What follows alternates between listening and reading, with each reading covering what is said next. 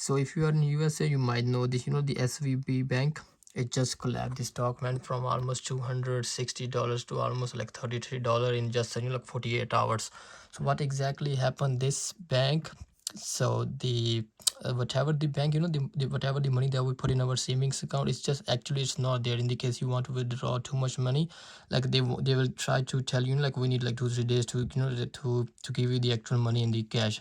So what exactly happened that, like they use the money that, like you save in your savings account to invest somewhere else, so they can could give you better interest in your savings account. So what exactly happened when the people start rushing to get their money, money withdrawn for their daily use, like basically whoever loses their job or the inflation is high, so they are using their basically savings accounts money to like to survive.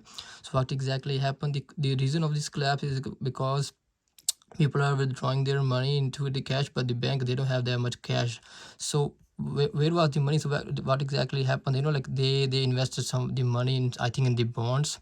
Yeah, this is what it is. So they have to sell like $21 billion worth of bonds with the loss of 1.8 billion.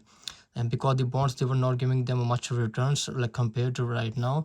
So what exactly, before this they were trying to raise a capital so they can use their money to give it back to the depositors, so they can just survive, but they failed to, because why they failed to, because maybe nobody was interested to give them the amount of money that they need.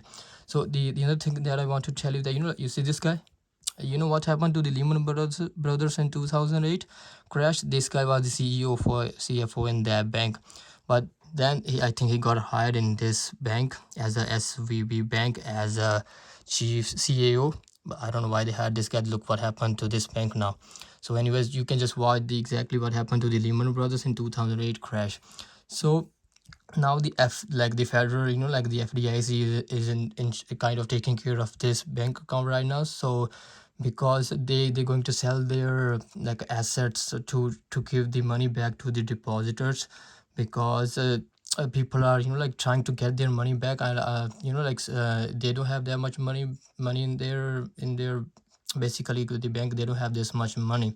So that's why they're taking care of this. And but the main question, the question here is, I would like you to take care just to check your bank if it's also FDIC approved if you are in the USA. And also I would like you to, like check if you are in the Canada. I would like you to see if your bank is CDIC, like approved bank, because what exactly they do, they basically take care of these banks in the case this bank failed to take care of their business, and they're for example, if they are about to collapse, so they will take care of you. If you have money in these banks account, so they will take care of your money. If you are in Canada, I think there is also a limit of I think it's 250,000 US dollar if you are in the USA, and in the Canadian, I think in the Canadian dollars, I think 100,000.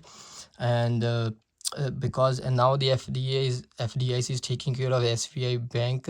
They have invested like more than like $200 billion, so they were trying to give back money to their depositors. And if you are in yeah, this is the limit I was trying to show you. In Canada it's like $100,000, and this is in India, like 2 3 countries language that I know. That's why I was trying to show you this one. So in India it's called DICGC. If your bank is approved with this, so your bank is basically, in the case there is about to collapse, they will take care of your some amount of money. If it's like more than some amount, then it's kind of a little risky. So what exactly this is, I would like you to, just read this and just pause and read this. And so this is the video that I would like you to see what is going on in front of these banks right now. So this is the basically a line in front of these banks. People are trying to get their money back. You can see this is the SVB bank. So basically there are so many big lines to take. People are waiting to get their money back. So now the government is, I think it's like basically a government kind of thing that will take care of this bank. Now they will try to sell their assets and whatever the money they can produce by selling their asset to give their money back to their basically to their depositors. So it's very important for you to, like just to take care of your bank in the case you invested in money and like the banks which is not approved by the FDIC, or in the Canadian CDIC. So it's like kind of really risky banks. You might lose, you lose your a lot of money in your savings account, because basically people put their money in their savings account. Well, savings account is good to like to save some money, but I would say invest that money so you can get a better return in somewhere else, like in real estate or like a stock market. So pretty much that's what it is. So this is the basically after 2008, this is what happened to the SV Bank. After like how much it is, like after 2008, this is what happened in 2023. It's like a second largest. I think this happened after 2008. This is the second time it happened in the USA.